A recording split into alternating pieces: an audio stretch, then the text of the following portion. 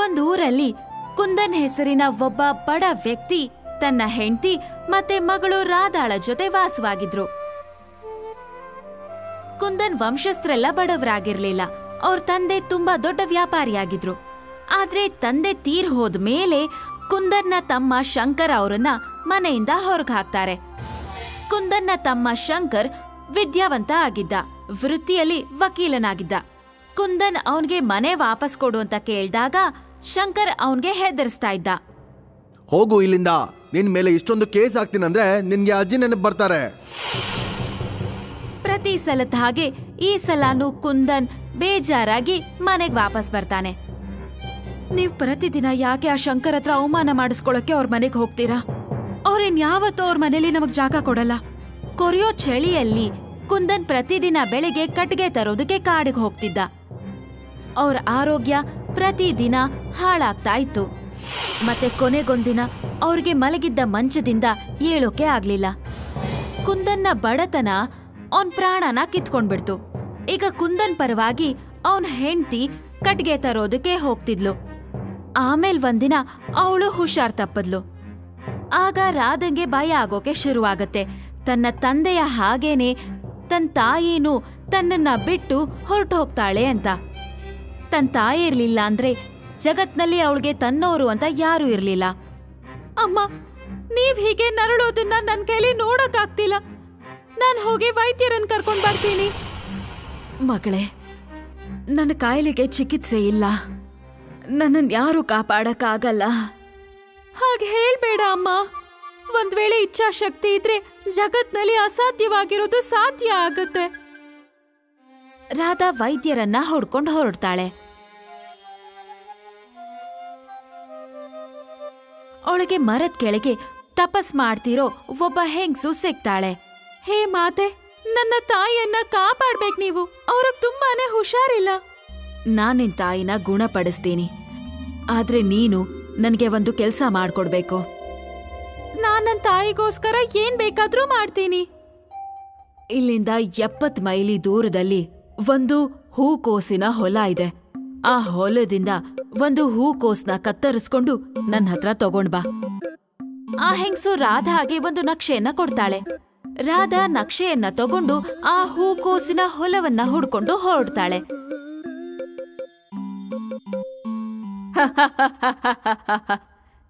ಈ ಹುಡುಗಿ ಎಷ್ಟು ಮುಗ್ಧೆ ಮತ್ತೆ ಮೂರ್ಖಳು. ಇವಳಿಗೇನ್ ಗೊತ್ತು ನಾನ್ ಇವಳಿಗೆ ಚಮತ್ಕಾರಿ ಹೂಕೋಸನ್ನ ತಗೊಂಡ್ ಬರಕ್ ಹೇಳಿದೀನಿ ಅಂತ.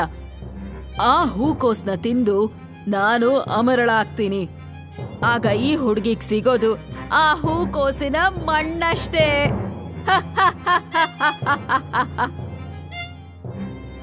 ರಾಧಾ ಹೂಕೋಸಿನ ಹೊಲವನ್ನ ಹುಡ್ಕೊಂಡು ಮುಂದೆ ಹೋಗ್ತಾ ಇರ್ತಾಳೆ. ದಾರಿಯಲ್ಲಿ ಅವಳಿಗೆ ಒಂದು ಹಸಿದ ಹುಲಿ ಸಿಗತ್ತೆ. ಇವತ್ತು ತುಂಬಾ ದಿನಗಳ ನಂತರ ಒಳ್ಳೆ ಬೇಟೆ ಸಿಕ್ಕಿದೆ. ಈ ಹುಡುಗಿಯ ಮಾಂಸವನ್ನು ತಿಂದ್ಬಿಟ್ಟು ನಾನ್ ನನ್ನ ಹೊಟ್ಟೆಯನ್ನ ತುಂಬಿಸ್ತೀನಿ. ರಾಧಾ ಆ ಹುಲಿ ಹತ್ರ ಹೇಳ್ತಾಳೆ, ಹುಲಿರಾಯ ಹುಲಿರಾಯ, ನನ್ನನ್ನ ತಿನ್ಬೇಡ. ನನ್ ತಂದೆ ತೀರ್ ಹೋಗಿದ್ದಾರೆ, ಮತ್ತೆ ಅಮ್ಮ ಇನ್ನೇನ್ ಸಾಯೋದ್ರಲ್ಲಿದ್ದಾರೆ. ನನ್ನನ್ ಬಿಟ್ರೆ ನಮ್ಮಮ್ಮನ ನೋಡ್ಕೊಳ್ಳೋಕೆ ಯಾರೂ ಇಲ್ಲ ಗೊತ್ತಾ. ಹುಲಿಗೆ ಅವಳ ಮೇಲೆ ಕರುಣೆ ಹುಟ್ಟುತ್ತೆ. ಮತ್ತದು ಅವಳನ್ನ ಹೋಗೋದಕ್ಕೆ ಬಿಟ್ಬಿಡತ್ತೆ. ಕಾಡನ್ನ ದಾಟ್ಕೊಂಡು ರಾಧಾ ಮರುಭೂಮಿಗೆ ಹೋಗ್ತಾಳೆ. ಸುಡೋ ಬಿಸ್ಲಿಗೆ ಅವಳ ಗಂಟ್ಲು ಒಣಗತ್ತೆ. ರಾಧಾ ಭೂಮಿ ತಾಯಿ ಹತ್ರ ನೀರ್ ಕೊಡೋದಕ್ಕೆ ಬೇಡ್ಕೋತಾಳೆ. ಭೂಮಿ ತಾಯಿ, ನಂಗ್ ಸ್ವಲ್ಪ ನೀರ್ ಕೊಡು. ನನ್ ತಂದೆ ತೀರ್ ಹೋಗಿದ್ದಾರೆ, ಮತ್ತೆ ನನ್ ತಾಯಿ ಇನ್ನೇನ್ ಸಾಯೋದ್ರಲ್ಲಿದ್ದಾರೆ. ನನ್ನ ಬಿಟ್ಟು ನಮ್ಮಮ್ಮನ ನೋಡ್ಕೊಳ್ಳೋಕೆ ಯಾರೂ ಇಲ್ಲ. ಈಗ ನೆಲದಲ್ಲಿ ಒಂದು ಹೊಂಡ ಆಗತ್ತೆ. ಆ ಹೊಂಡದಲ್ಲಿ ನೀರು ತುಂಬಿಕೊಳ್ಳುತ್ತೆ. ರಾಧಾ ತನಗೆ ಸಾಕಾಗೋಷ್ಟು ನೀರು ಕುಡಿತಾಳೆ. ಮರುಭೂಮಿಯನ್ನ ದಾಟ್ಕೊಂಡು ರಾಧಾ ಆ ಹೂಕೋಸಿನ ಹೊಲದತ್ರ ಹೋಗ್ತಾಳೆ. ಆದ್ರೆ ಆ ಹೊಲದಿಂದ ಒಂದೇ ಒಂದು ಹೂಕೋಸನ್ನ ತಗೊಂಡ್ ಬರೋದು ಅಷ್ಟು ಸುಲಭ ಆಗಿರ್ಲಿಲ್ಲ. ಯಾಕಂದ್ರೆ ಪ್ರತಿಯೊಂದು ಹೂಕೋಸಿನ ಸುತ್ತ ಒಂದು ಕಪ್ಪು ನಾಗರ ಹಾವು ಇತ್ತು. ರಾಧಾ ಯಾವುದೇ ಹೂಕೋಸನ್ನ ತಗೊಳ್ಳೋದಕ್ಕೆ ಮುಂದೆ ಹೋದ್ರೂ ಅದ್ರ ಪಕ್ಕದಲ್ಲಿದ್ದ ಹಾವು ಕಚ್ಚೋದಕ್ಕೆ ಬರ್ತಾ ಇತ್ತು. ಹಾವೆ ಹಾವೆ, ನನಗೆ ಕಚ್ಚಬೇಡ. ನನ್ ತಂದೆ ತೀರ್ ಹೋಗಿದ್ದಾರೆ, ಮತ್ತೆ ತಾಯಿ ಇನ್ನೇನ್ ಸಾಯೋದ್ರಲ್ಲಿದ್ದಾರೆ. ನನ್ನ ಬಿಟ್ರೆ ನನ್ ತಾಯಿನ ನೋಡ್ಕೊಳಕ್ಕೆ ಈಗ ಯಾರೂ ಇಲ್ಲ ಗೊತ್ತಾ? ಆಗ ಹಿಂದೆಯಿಂದ ಒಬ್ಬ ಹುಡುಗನ ಧ್ವನಿ ಕೇಳಿಸುತ್ತೆ.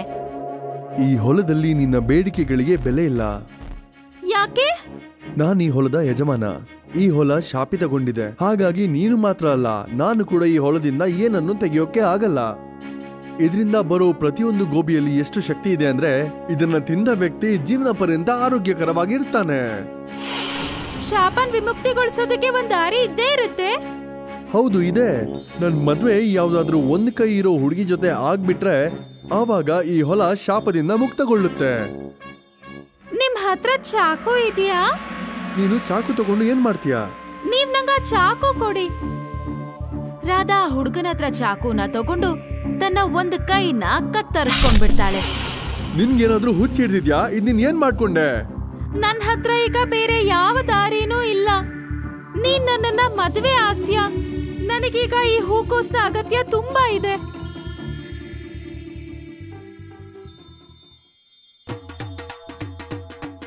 ಆ ಹುಡುಗ ರಾಧಾನ ಮದ್ವೆ ಆಗ್ತಾನೆ. ಆಗ ಹೂಕೋಸಿನ ಸುತ್ತ ಇದ್ದ ಅಷ್ಟು ನಾಗರ ಹಾವು ಮಾಯ ಆಗತ್ತೆ.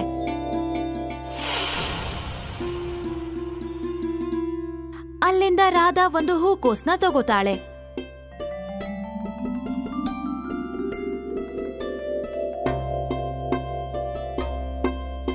ರಾಧಾ ಮತ್ತೆ ಆ ಹುಡುಗ ಹೂಕೋಸನ್ನ ತಗೊಂಡು ಕಾಡಲ್ಲಿ ಕೂತಿದ್ದ ಆ ಹೆಂಗ್ಸಿನ ಬಳಿ ಬರ್ತಾರೆ.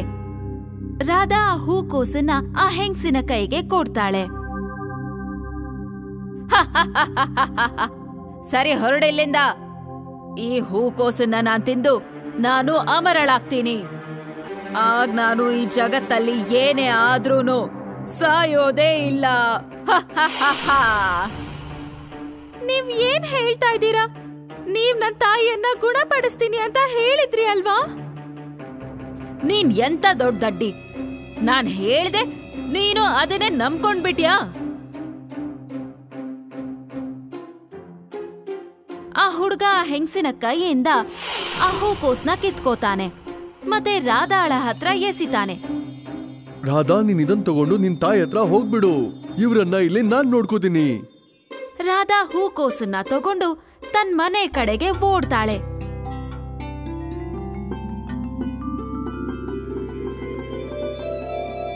ಅವಳು ಆ ಹೂಕೋಸನ್ನ ತನ್ನ ತಾಯಿಗೆ ತಿನ್ನಿಸ್ತಾಳೆ.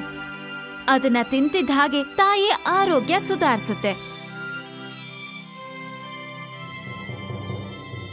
ಆಮೇಲೆ ರಾಧಾ ತನ್ನ ತಾಯಿ ಜೊತೆ ಕಾಡಿಗೆ ಹೋಗ್ತಾಳೆ. ಆ ಹೆಂಗಸು ಹುಡುಗನ್ ಹೊಟ್ಟೆಗೆ ಚಾಕು ಚುಚ್ಚಬೇಕು ಅನ್ನೋಷ್ಟ್ರಲ್ಲಿ ಅಲ್ಲಿಗೆ ಬಂದ ರಾಧಾ ಮತ್ತೆ ಅವಳ ತಾಯಿ ಆ ಹೆಂಗಸಿನ ಕೈನ ಹಿಡ್ಕೋತಾರೆ ಮತ್ತೆ ಅವಳನ್ನ ಒಂದು ಮರಕ್ಕೆ ಕಟ್ ಹಾಕ್ತಾರೆ. ಈ ಹೆಂಗಸನ್ನ ನಾವು ಸಾಯಿಸ್ಬಿಡ್ಬೇಕು. ಬೇಡ, ಇವ್ರನ್ನ ಬಿಟ್ಬಿಡೋಣ. ಬೇರೆಯವರ ಹತ್ಯೆ ಮಾಡೋ ಅಧಿಕಾರ ನಮಗಿಲ್ಲ. ರಾಧಾ ತನ್ನ ಗಂಡ ಮತ್ತೆ ತಾಯಿ ಜೊತೆ ತನ್ನ ಮನೆಗೆ ವಾಪಸ್ ಹೋಗ್ತಾಳೆ.